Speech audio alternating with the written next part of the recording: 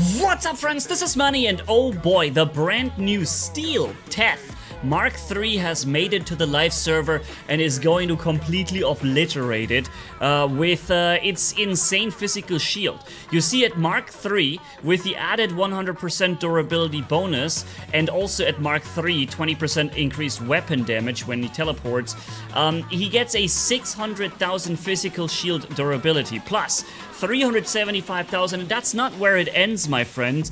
There is actually 4 durability skills on the TETH. You have more durability, but the shield is lower by 7.5%. You have more durability, but the weapon damage is lowered by 2.5%, but you get 19% more HP. You get 15% more durability, and the craziest thing of all, you have a Traditionalist skill, which means that your primary ability becomes inactive. Now, I'm not sure, you get another 63% HP for that. But the problem is the legendary pilot Bast Neferu gives you this speed bonus and weapon damage after teleporting. Isn't that the primary ability? Doesn't the Traditionalist mean you can't use this anymore?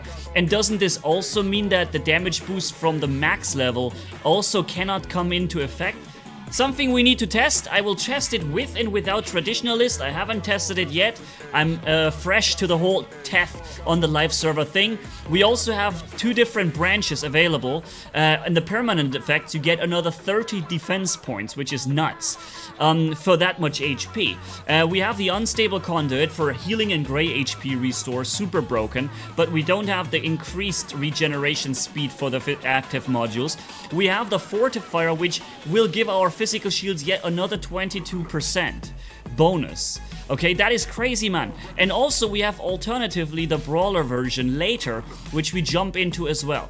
So I have a tons of things to test. The new drone, maxed Scarabeus here, with on force field more speed, which we have constantly on the TETH, more durability in general, which is even more EMP damage. You do EMP with the TETH robot when you teleport onto an enemy, and the physical shield is yet again even more increased, 150% due to that drone. Now let me see if I remove the drone here. Does it already reflect that in the stats? 600%? No. So the drone bonus shield is not even included in the 600%, and probably so aren't, which we can test, the other branches down here. Let's activate this, and it's still only 600,000. So that means, my friend, and sorry, this is gonna be a bigger video, but there's a lot of intricacies that I want to explore with you here, and you know how what a perfectionist I am. So yeah, these double durability bonuses will come on top of the 600%. And the Scarabeus shield bonus comes also on top of the 600%. 600,000. Holy smokes, dudes. That is crazy. By the way, as for weapons, I chose for this maxed version of Steel TETH arm weapons and 1 sports screamer. All weapons 500 meters range, lots of damage output. I think that is a good choice. I have a second one that is not fully maxed, only level 50 pilot with purple skills to see a bit of a contrast, with the new weapons also and the base specializations unlocked. And the drone, well, okay, at least we should probably at least max that drone. That much is fair. By the way, there's also the new battleship, which I have not equipped. I want to make a separate video for the battleship, okay? So, that was a really long intro. Let's see how absolute mind-blowingly broken the new Steel TETH is, that you can see right here on screen. However, not with these weapons, because I want to be free to fire from a greater distance as well, and not only fire from short range. Also important to note is that we are among the fastest robots in the game now with this thing. We can just, you know, oh wait, the shield, yeah, the ability is unavailable, so we cannot actually jump, teleport, or anything. Okay, look, 600,000 durability shield. And you know what? If we don't get attacked for a while, it regenerates. That is crazy. Same as the force field that we have also. And this much firepower from a heavy and light weapons. It's crazy. It's actually really effective what he was doing there. This this rolling left and right. Okay, we're on the Fenrir. We can do a lot of damage to the Fenrir here. And look, we have 911,000 HP. Dude, we have more HP than most of our Titans have. Right? Look at this guy. He's just running for his life. Okay, our physical shields are broken. So now we can just heal it all back with the active module. Which is also pretty insane if you ask me. So, okay, we're back on the Fenrir. He also healed all the damage back that we did to him. I would like to go for this Typhon over there. Unfortunately, though, we cannot teleport. That's a real problem, right? Because the teleportation is a very important aspect of this robot here. And also, you see that our physical shield has no time to regenerate. So he's also just cheating his health back, same as I am. We're both just cheating our health back constantly. This is like a crazy freaking tank battle. We're just tank battling each other, and none of us can ever die, I think, because we're just you know, we're just having non-stop HP regeneration. Alright, so I think we've tested the Traditionalist version sufficiently. Personally, I don't think it makes a lot of sense to run Traditionalist when you have this legendary pilot for more movement speed and damage boost, and when you have the TETH maxed for additional 20% damage boost right here, right? So, yeah, I think it makes more sense to scratch the Traditionalist and instead go with maybe having either an ability recharge or active modules recharge faster, because this is what keeps you alive also in the worst of situations, right?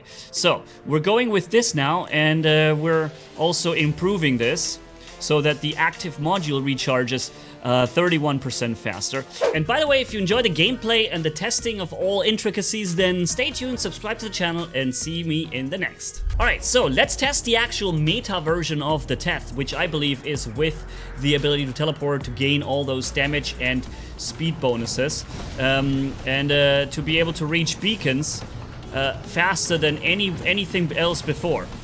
Like this, for example. Okay. Okay. Did he just insta-heal all his health back? It looked like to me he got to 100%, even though I did already do some good damage to him. Oh, you wanna die? Okay, that's okay. We can do that. I can help you with this. Okay. Boom, teleport behind him. Okay, there he's gone. Very nice. We're capturing the beacon back. Oh, hold on. I can't catch him right now. Alright, let's increase more damage. More damage to us. Or to the enemy, rather. I don't know how you just managed to survive this. Okay, so. Oh, enemies are coming. So, I don't think... Oh, he can actually do that. Okay. But he can't kill me. I got too much Daka. Too much HP. And when he lands up there, there's a good chance he gets killed after. Okay. Targeting malfunction. That's a problem. Can't kill him. Now he goes back into stealth. Yep. Very effectively done, friend. Okay, we got rid of him. Then we can just jump over there where nobody expects us to be and shoot from here into the enemy's backside and cause 200, 300, 400. How many thousands of damage to shields? Okay, let's switch position again and shoot from behind. And he's like, what the heck is going on? I'm reloading in cover. He gets hit from behind. Okay, and boom. Nice. He did EMP me, but you see, it's so difficult for the enemy to just get rid of you. You have so much health. Your force field comes back up. And whenever things get critical, you can always just do this.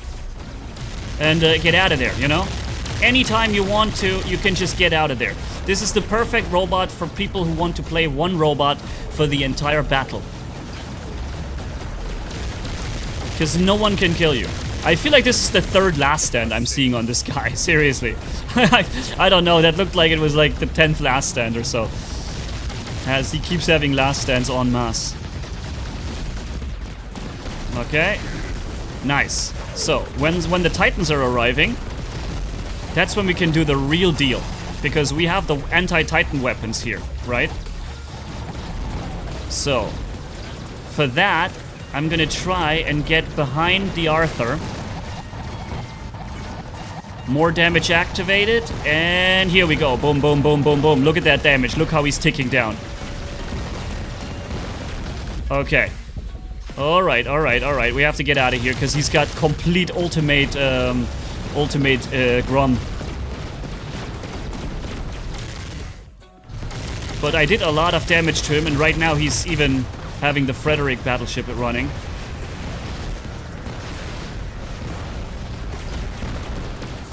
Okay, we're just shooting from far away into his back. With these weapons where we can do good damage, you know. And every time he's trying to come for us, we can just get away from this. And look at the damage we can do with those weapons, man.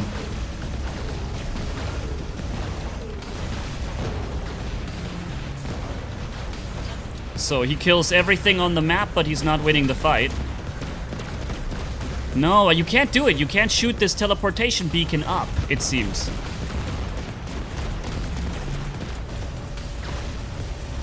Okay. And boop, we're back again in our base, making it impossible for Broski to follow us.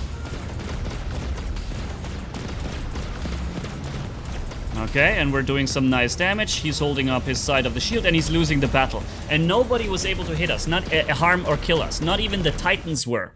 And the unfortunate event is that this was an Arthur Titan. An ultimate Arthur out of all the things, because that's the only enemy where I can just simply deal no damage whenever he just shields himself. Alright, so now we're testing the new weapons on the TETH robot. On the maxed version, I swapped them. I'm not sure if they're gonna be anything like meta, because it's a little impractical to have only 150 meters range. But you can prepare that and fire those things around you. And as soon as you teleport to an enemy or you get close to them, those weapons will hit the target, you know? So you can basically prepare damage before the enemy is even here. It's like the only weapon where I know something like this to work, right? When the enemy is directly within your range, you fire directly at the enemy with a lot of damage, as you can see. What? Did I just teleport into the wall? I think I just did. Okay, here we go with the new weapons. He's got ultimate shotguns on it. I think those might be the better choices here. So, let's see if he's coming after me. I prepared already the new, the next weapons. Yep, there he is. And boom, boom, boom, boom, boom, boom, boom. Now I hit him twice. Basically, I hit him twice there. So, more damage output on me for a few seconds. Boom, boom, boom, boom, boom, boom. Oh, he escaped. Okay. Interesting. So I'm able to actually fight him. Is he coming to me? I'm coming to him now. With my weapons ready to strike.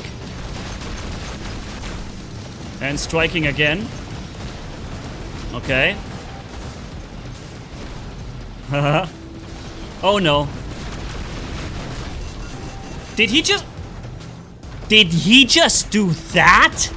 Alright, so that's it, my friends. The TETH robot with the new weapons as well as some older ones. In my opinion, I like the first setup more flexibility, and also more deadly against Titans. And the reload on those weapons is just way too long for a weapon that has only 150 meters range.